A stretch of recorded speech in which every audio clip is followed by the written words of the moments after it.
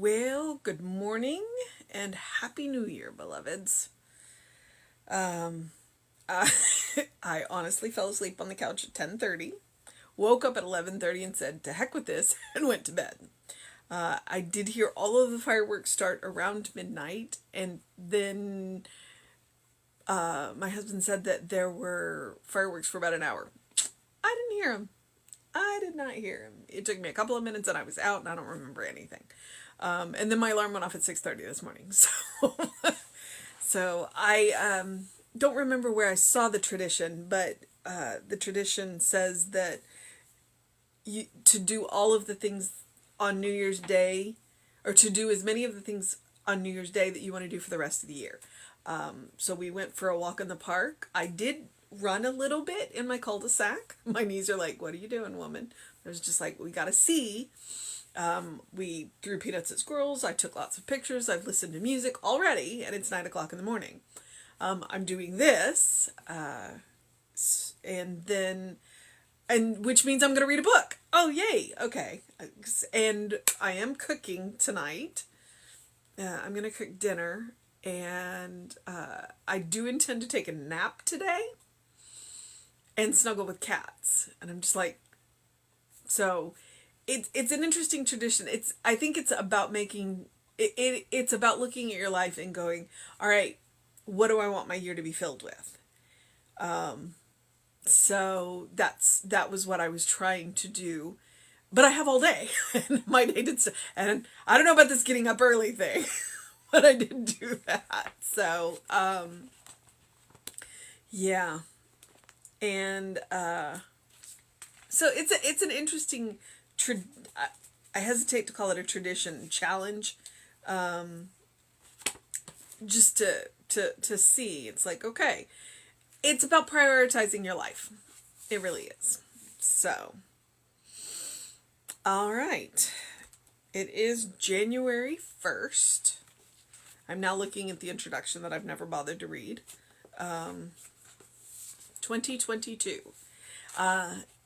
And obviously if you're on Facebook, watching this live, or on YouTube, Betty White passed yesterday, and the memes about Betty White have been phenomenal.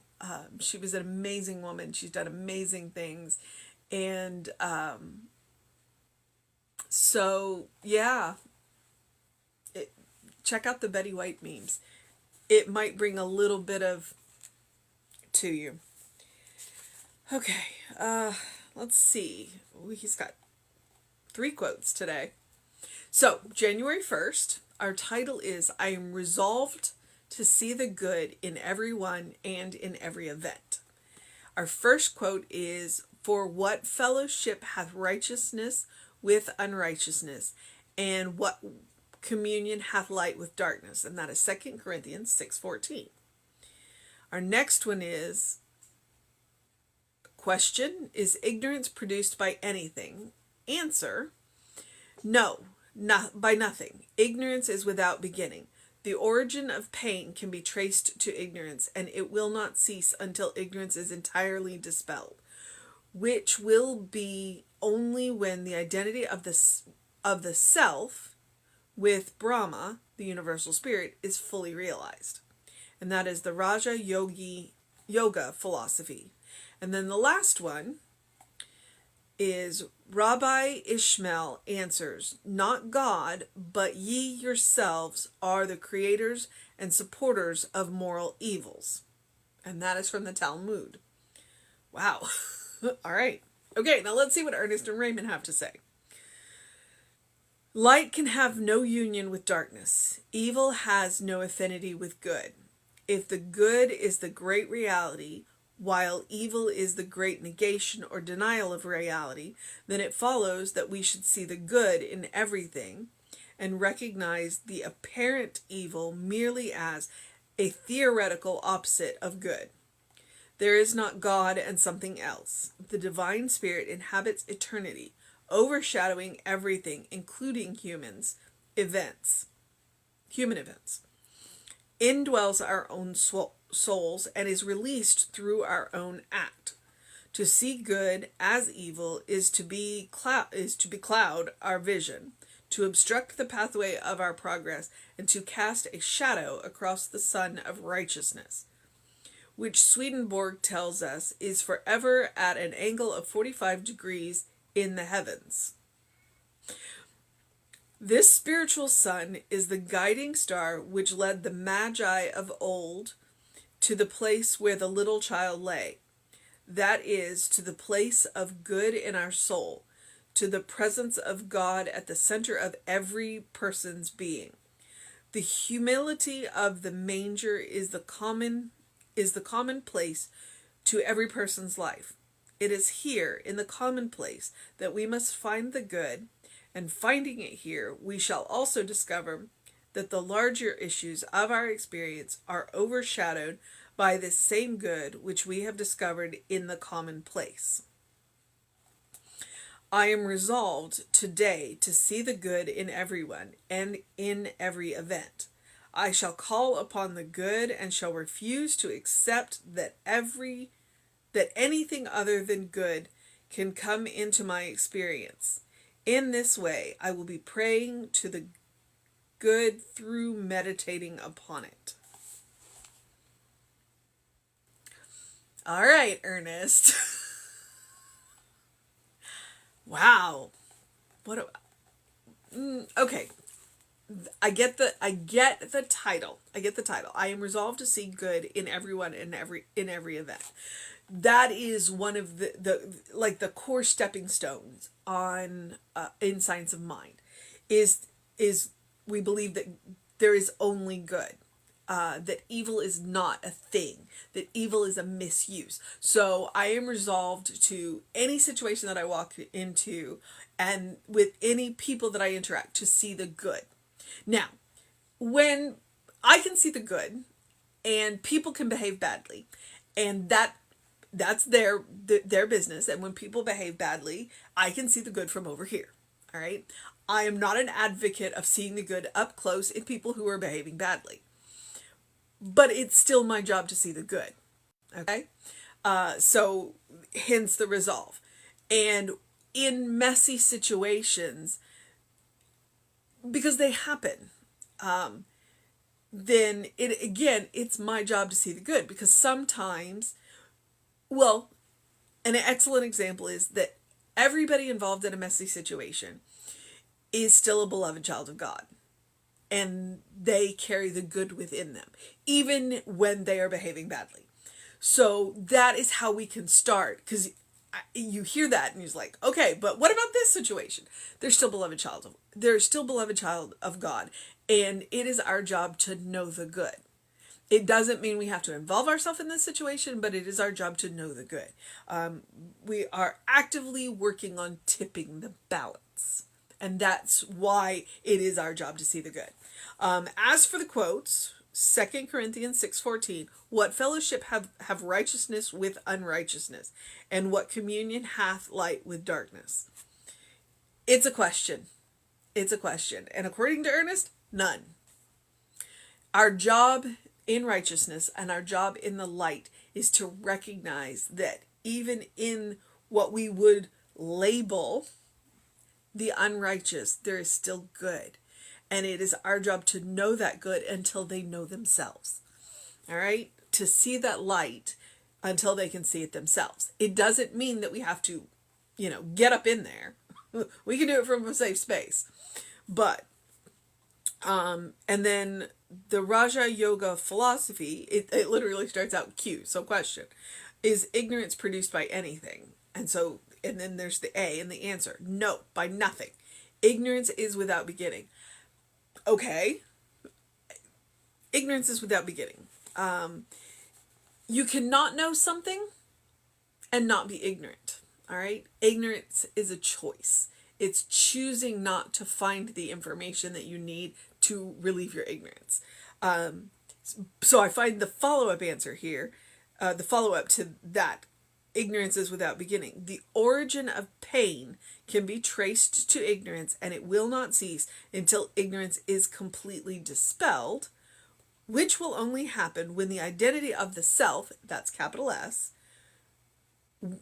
when the identity of the self with Brahma, which is the universal spirit, is just another word for what we would call God, the universal spirit, mind, divine, is fully realized until we know who we are. Until we know who we are. When we fully know who we are, accept who we are, know that we are beloved children of God, then pain is going to happen because we are living in ignorance. And so how do we get out of ignorance? Prayer, meditation, all of that, which are the two best ways to connect with that universal spirit. But it also means to get up and do. We don't sit on our hands and just, it's what do you do before enlightenment? You chop wood and you carry water. What do you do after enlightenment? Well, you chop wood and carry water. So we don't sit around and do nothing while we wait to know the self.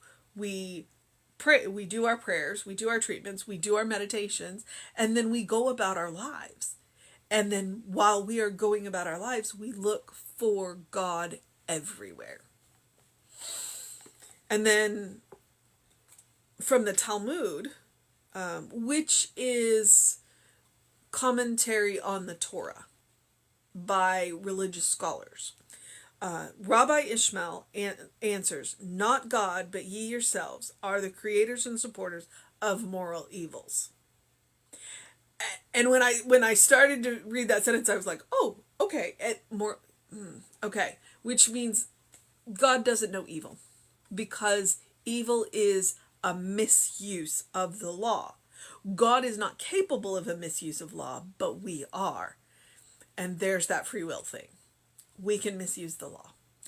So we need to know ourselves and use the law consciously, correctly. And if we are using the law consciously, we are much more likely to use it correctly. All right. So, light can have no union with darkness. Evil has no affinity with good. If good is the great reality, while evil is the great negation or denial of reality, then it follows that we should see the good in everything and recognize the apparent evil merely as a theoretical opposite of good. Because evil is a no thing, a nothing. It is a misuse of, and if we stop misusing it, then it will go back to the no thing that it is. And it really is about knowing who we are. There is not God and something else. There are not two powers. We don't believe in duality. The divine spirit inhabits eternity, overshadowing everything, including human events, indwells our soul, and is released through our own act. All right? The divine spirit is released through our own act. It is our responsibility to bring that divine spirit into every situation. To see good as evil is to becloud our vision. He's making up words again. To obstruct the pathway of our progress and to cast a shadow across the sun of righteousness. And here's where he's about to get weird. Okay, so to see good as evil is to becloud our vision, to obstruct the pathway of our progress, and to cast a shadow across the sun of righteousness. You know what? I'm going to leave that sentence for you to take into your meditation. What does it mean to you? I have some ideas. When we are not looking clearly, we get in our own way. We get in our own way. All right. Which Swedenborg, feel free to look him up, he's a little odd, tells us is forever at an angle of 45 degrees in the heaven. I don't know what that means. I know a little bit about Swedenborg, but not a whole lot. So if you are curious to know what 45 degrees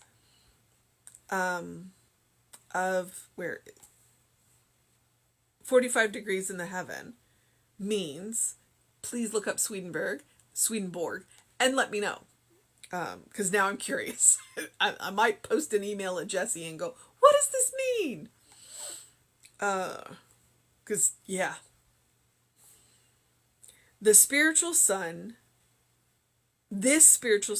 was the guiding star which led the magi of old to the place where the little child lay. All right, so the sun of righteousness is what guided the idea of righteousness, is what guided the magi to the manger. And I like what he says here. That is to the place of good in our soul, to the presence of God at the very center of every person's being.